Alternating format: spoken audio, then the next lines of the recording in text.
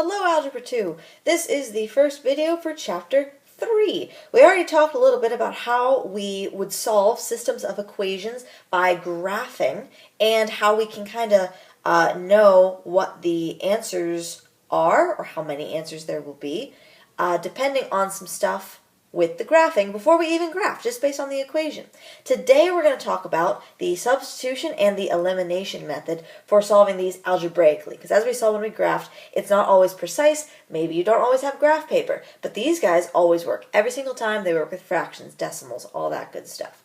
So let's do a few of these. Notice there's this whole nice big worksheet that gives you a couple more detailed explanations of some examples. So you want to go through those? Go for it. I'm going to talk through pretty much what they're saying with our examples. Notice though, we don't have much room down here, so I'm going to go off to another piece of paper and just keep this up at the top here. So here we go. Let's talk about substitution first, and I'm going to solve this equation right here.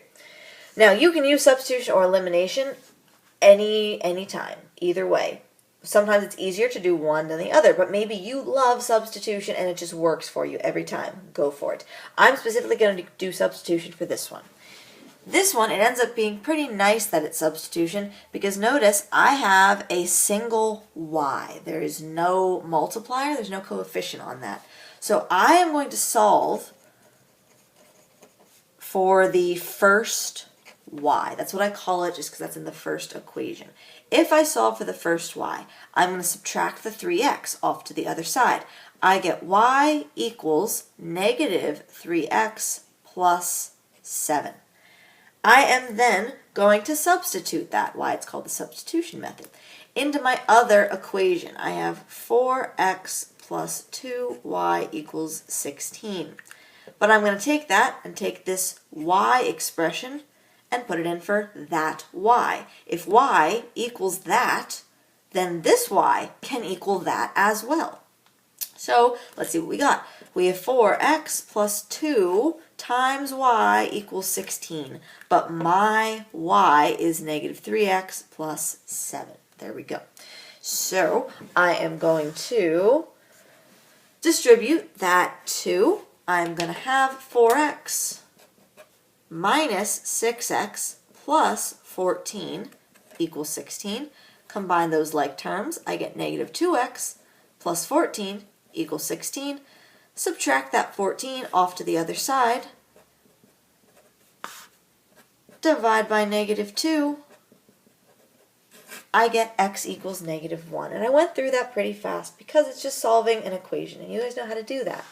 So that's not my final answer though. I now need to know what is y. So I'm going to go back and plug that in to one of my earlier steps. I already solved this guy for y. It's already isolated. So I'm going to say, let's use that one.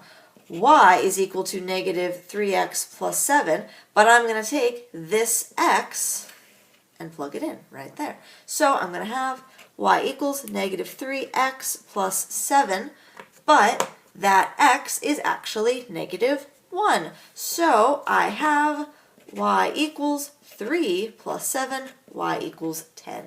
So my final answer is the ordered pair, the xy ordered pair, negative 1, 10. That is my final answer. Okay. Let's do another. Let's do another with substitution. So let's go for this number 3 right here. Number 3. Now, you might be saying, well, the obvious choice would be to isolate that x, right? But let's say you didn't do that. That's fine. We can honestly isolate anything. We can isolate any variable. So let's, specifically for the sake of this video, not isolate the easy x right there. Let's go for the second y here. What if we picked that second y? So I'm going to flip this paper upside down so I can use it at the top here. I want to solve 2x plus 3y equals negative 3. I'm going to solve the second equation for y, so the second y. I would have to subtract the x, so I'd have 2y equals negative x plus 2. I would divide by 2. I get negative 1/2 x plus 1 when I divide both sides like that. Now I need to go into my second equation, 2x plus 3y equals negative 3. Always make sure you're plugging into the other equation. Don't take this manipulated second equation and plug it back into your second equation. That's not going to give you the correct answer. It's going to give you some false information. So always make sure you plug it into the other equation. So in this case, my y value is this expression, so in it goes. I'm going to have 2x plus 3y equals negative 3, but my y is negative 1/2 x plus 1. I'm going to distribute that 3. I get 2x plus negative 3 over 2x, or negative 1.5 x if you're more of a fan of decimals, and plus 3 equals negative 3. I keep going. I'm going to get 0.5x when I combine like terms, plus 3 equals negative 3. 0.5x equals, when I subtract that 3, I get negative 6. So right now I could divide by 0.5, or if you know that that's 1/2 x equals negative 6, if I multiplied by 2, that'll do the same thing for me. I end up either way with negative 12 as my x value.